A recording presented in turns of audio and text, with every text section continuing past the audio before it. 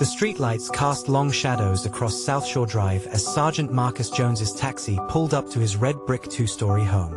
It was 2:17 a.m. on a humid July morning, and the neighborhood was eerily quiet. After 15 months in Afghanistan, all he wanted was to surprise his wife, Sarah, and hold her in his arms again. He wasn't supposed to be home for another 3 weeks. The early return was his gift to her. Their 10th anniversary was just days away. In his duffel bag, alongside his combat fatigues and dog tags, lay a white gold necklace he'd ordered specially from Dubai. The cab driver, an elderly man named Walter, helped him with his bags. "Welcome home, soldier," Walter said, refusing the extra tip Marcus tried to give him. "Your family must be really happy to have you back." Marcus smiled, thinking of Sarah's face when she'd see him. "They don't know I'm coming. I wanted to surprise them," he replied. Walter nodded, got back in his cab, and drove off into the night. Marcus stood for a moment looking at his house. Something felt off. There was a car he didn't recognize parked in front. A black Chrysler 300 with tinted windows and custom rims. Probably one of the neighbors got a new ride, he thought, but a knot began forming in his stomach. The house was dark except for a faint glow from their bedroom window upstairs. The porch light was off, which was strange. Sarah always left it on at night. As he approached, he noticed other small details that seemed wrong. The front garden, which Sarah had always tended meticulously, looked overgrown. Empty beer bottles lined the porch railing. Using his key, Marcus quietly opened the front door. The living room smelled different. Unfamiliar cologne mixed with marijuana smoke. Their wedding photo, which had always sat on the entry table, was face down.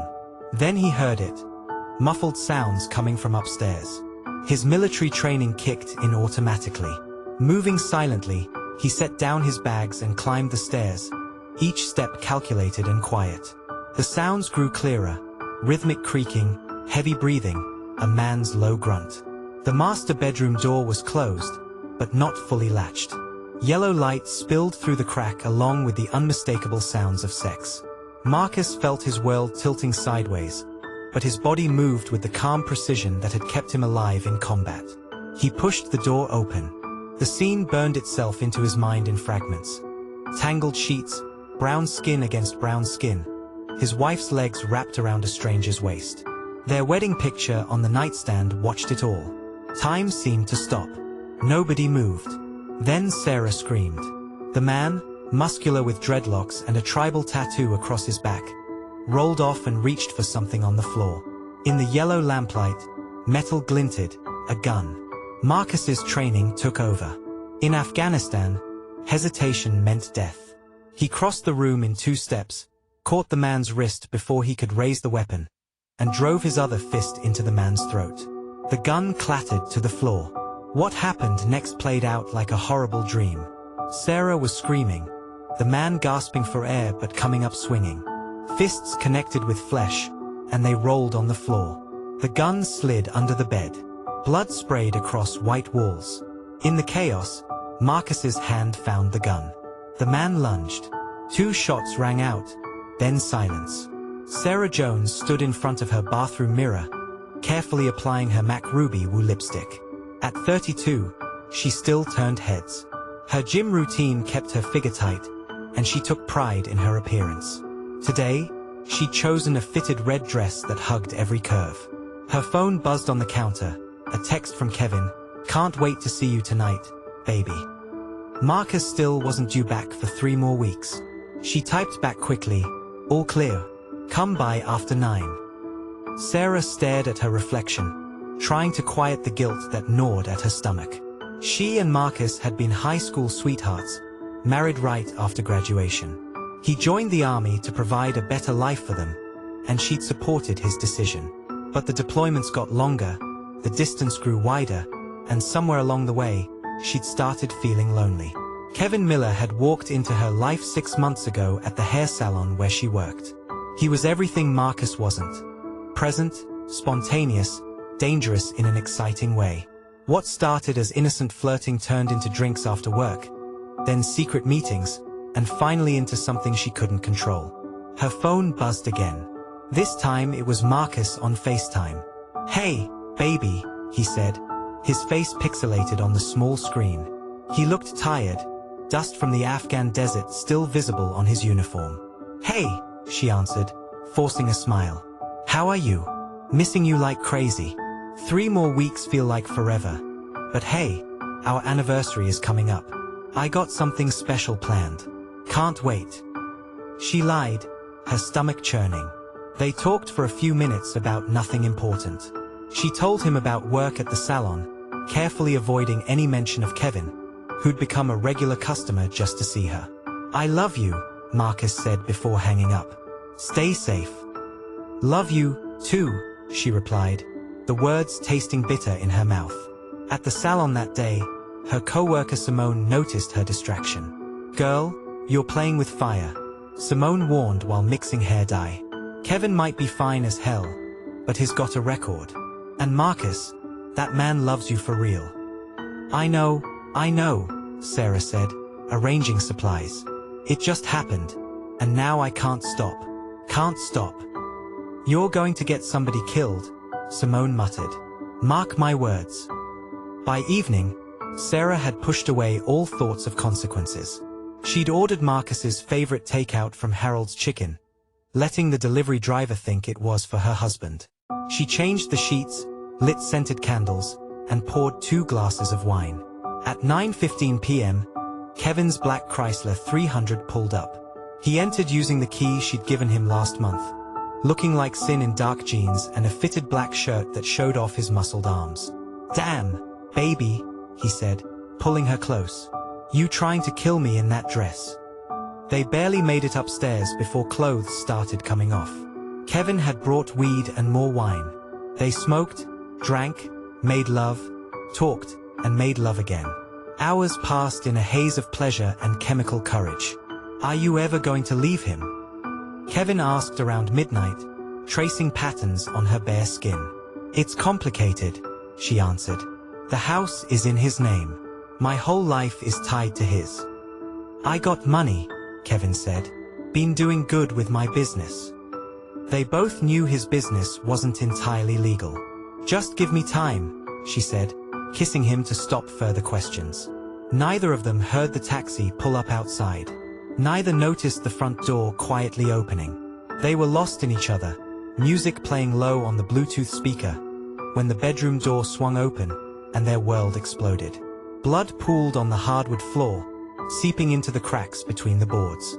2 bodies lay motionless, Kevin face down, 2 bullet holes in his chest. Sarah slumped against the wall, caught by a stray round that had passed through Kevin and into her left shoulder. Marcus stood in the center of the room, the gun still warm in his hand. His military training had taken over during the fight, but now the soldier was fading, leaving just a man staring at the ruins of his life.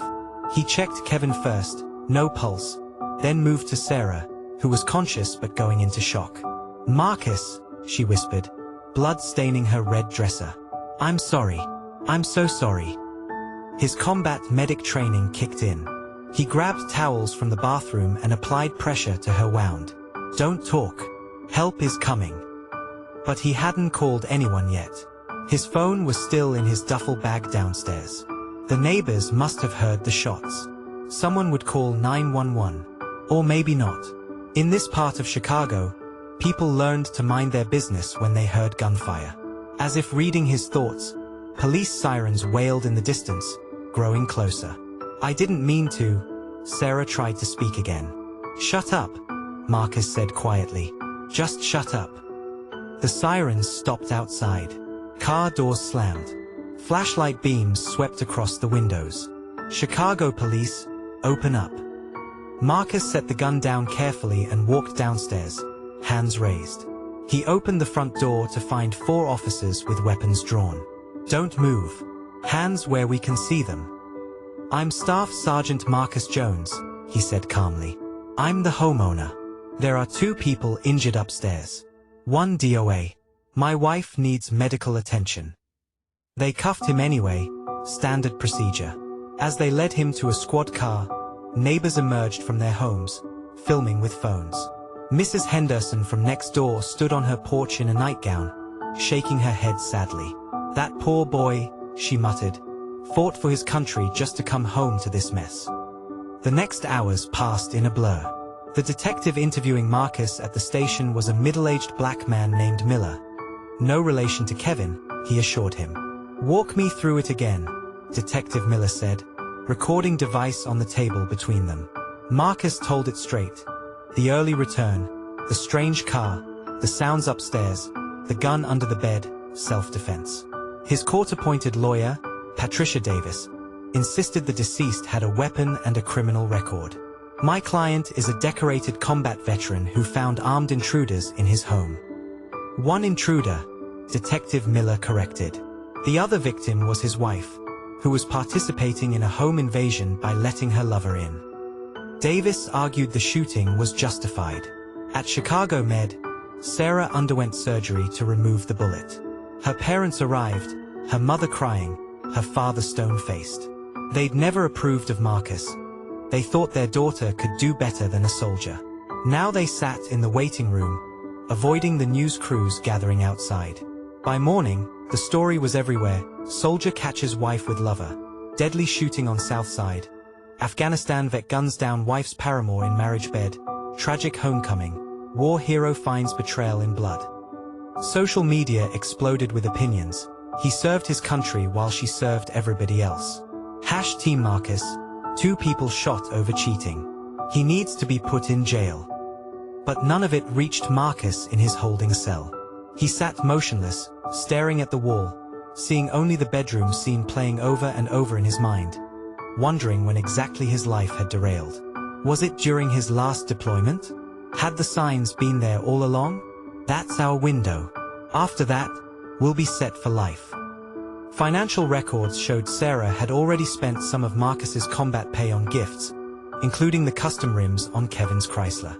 She'd also taken out additional credit cards in his name while he was deployed. Detective Miller testified about the sophisticated nature of the plot. They had multiple plans in place.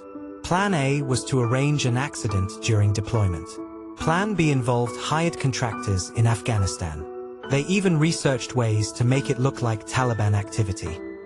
During cross-examination, Sarah's public defender tried to paint her as a victim of Kevin's manipulation, but the recorded conversations told a different story. In one video, Sarah was clearly the one pushing for action. "We need to stop talking and make this happen. I'm tired of playing wife every time he FaceTimes. Tired of listening to him talk about our future when I want a future with you." The testimony that hit hardest came from Simone, Sarah's former friend from the salon. She had changed completely, taking long lunches with Kevin and returning with expensive gifts. One time she laughed about Marcus sending her extra money for their anniversary, saying he was basically funding their dates. The break in proceedings came when Gloria Jones spoke quietly to her son. "Baby, I know this hurts, but God got you through war for a reason. He brought you home early for a reason." Marcus just nodded, his face impassive. The only time he showed emotion was during the playback of the surveillance footage from his house cameras. He'd installed himself for Sarah's protection while he was away. The irony wasn't lost on anyone. The footage showed Sarah and Kevin entering the house multiple times over months, often staying overnight. More damaging were their conversations on the back porch, smoking weed and casually discussing murder. "Sarah, it's too risky here. It has to be overseas." "Kevin, my guy says Afghanistan's perfect. Things go wrong there all the time." "Sarah, just make sure it's after the policy kicks in, and make it clean. He deserves that much at least." In the courtroom, Sarah broke down during this playback, sobbing loudly until the judge ordered a recess. Her parents, sitting far from Marcus's family, left the courtroom in tears. The preliminary hearing concluded with Sarah being held without bail. The judge cited the severity of the charges and called the evidence disturbing and substantial. Meanwhile, Marcus's case moved toward resolution. Given the circumstances, prosecutors offered a plea deal: plead guilty to involuntary manslaughter, receive a sentence of probation with no additional jail time. His attorney advised accepting the deal, but Marcus seemed hesitant. "If I take it, I'm admitting I did something wrong. Did I? A man comes into my house with a gun, plotting to kill me, and I'm supposed to apologize. The plea hearing for Marcus Jones took place on a rainy Tuesday morning. The courtroom was packed. Veterans in uniform, church members, family, media, even some of Sarah's former salon clients came to support him. Judge Eleanor Vance addressed Marcus directly. "Sergeant Jones, before accepting your plea, I want to ensure you understand its terms. While the court recognizes the extraordinary circumstances of this case, taking a life remains a serious matter." Marcus stood straight, military bearing evident. "Yes, Your Honor, I understand." The plea agreement was read into the record. Involuntary manslaughter, 5 years probation, mandatory counseling, no contact with Sarah Jones or Kevin Miller's family. Before accepting the plea, Judge Vance made an unusual statement. The court notes that while the defendant's actions resulted in death, they occurred in response to what evidence shows was an ongoing criminal conspiracy against his life. His service to this country, his clean record, and the unique circumstances warrant judicial mercy. Marcus was fingerprinted one final time and released. Outside the courthouse, reporters shouted questions. "Sergeant Jones, do you regret coming home early? Any words for your wife? Will you return to active duty?" He ignored them all, walking to his mother's car with his family forming a protective circle around him. 2 weeks later, Sarah's trial began. She'd rejected all plea offers despite her attorney's advice. The evidence mounted daily, text messages showing her coaching Kevin on Marcus's military schedule, recordings of calls to offshore banks about moving money, testimony from Kevin's cousin about helping fake insurance documents, security footage of the meeting with a known hitman. The prosecution's closing argument was devastating. "Ladies and gentlemen, this isn't about infidelity. This isn't about a marriage gone wrong. This is about greed. While Sergeant Jones risked his life serving our country, his wife plotted his death. She watched him go to war but planned to ensure he'd never come home." The jury deliberated for just 4 hours. Verdict: guilty on all counts. Judge Vance, presiding over this case as well, showed no mercy at sentencing. "Mrs. Jones, you betrayed not just your marriage vows but basic human decency. You plotted to murder a man who served his country honorably, who trusted and provided for you." The court sentenced her to 25 years in the Illinois Department of Corrections. Sarah's sobs echoed through the courtroom as she was led away. Her parents left without speaking to anyone. The aftermath rippled through Chicago's South Side. Sharp-cut salon closed temporarily, then reopened under new management. Simone started her own shop, naming it Loyalty First. Kevin's car wash empire was sold off to pay legal settlements. His children from a previous relationship received most of the proceeds. Marcus resigned from the army, accepting a medical discharge with full benefits. He started counseling at the VA and eventually began speaking to veterans groups about trauma and betrayal. The house where it happened sold quickly, below market value. The new owners gutted the master bedroom, replacing the blood-stained floors. 1 year later, Marcus sat in his new apartment looking at divorce papers. His hand hesitated over the signature line as memories flooded back. High school prom, their wedding day, all the homecomings and farewells. His phone buzzed, a text from his VA counselor, "Group meets at 7. You coming?" He signed the papers. Outside, Chicago continued its endless cycle of renewal. New buildings rose, old ones fell, people loved, betrayed, healed, and moved on. But in certain quiet moments, in the spaces between heartbeats, the echoes remained. The gunshots on a summer night, the trust shattered like glass, the soldier who came home too early, the wife who plotted too late. As the years passed, Marcus's life began to resemble something fragile, pieced together but never fully whole again. The weight of betrayal still lingered, etched into his every waking moment. Each victory in his recovery felt muted, tarnished by the memory of the woman he had loved, the woman who had betrayed him in the most unimaginable way. There were days when he would find himself in the quiet of his apartment, staring at the walls, wishing he could go back in time to before the war, before the heartache. But life moves on with or without us. He spent nights in therapy, learning to breathe again, learning to trust again, learning that forgiveness wasn't for her, it was for him. He didn't need to forget the pain. He just needed to stop letting it define him. One night, as Marcus sat alone on his porch, the wind carrying the distant sounds of the city, he received a call. It was from the VA, an invitation to speak at another veterans group meeting. This time, however, there was a twist. He wasn't just being asked to share his story of survival. This time, he was asked to speak about healing, about finding peace after betrayal. He hesitated, but then he remembered something. Those quiet moments between heartbeats when the pain felt too heavy to carry. He needed to share. He needed to let others know that even in the deepest of wounds, there could be light. He stood before a room full of veterans, his hands trembling, but his heart full. "I've been to hell and back," he began, his voice a little unsteady. "And sometimes hell isn't a battlefield. Sometimes it's the person you loved more than anything." He paused, taking a shaky breath. "But if I can stand here today, it's because I realized I am not the sum of her choices. I'm not the sum of my pain. I am more than what was done to me. And I promise you, so are you." The room fell silent, but it wasn't uncomfortable. It was healing. His voice cracked as he spoke, a man still mending but strong enough to share the journey. Life goes on, but it doesn't have to be the same. You can rebuild. You can forgive. You can find peace. As Marcus stepped down from the stage, he felt it. The weight was still there, but it wasn't as heavy anymore. He had learned something in the process. Healing wasn't about erasing the scars. It was about learning to live with them and using them as reminders that strength lies in vulnerability. So, as the camera zooms out on Marcus's face, worn but hopeful, the lesson becomes clear. No matter how deep the betrayal, no matter how dark the night, there is always a way forward. The light, even if faint, can still break through. If you've been touched by Marcus's story or if you found a part of yourself in his journey, don't forget to like, share, and subscribe because the healing starts with us, and together we can turn pain into something beautiful. Thank you for watching. May you find peace in the hardest moments.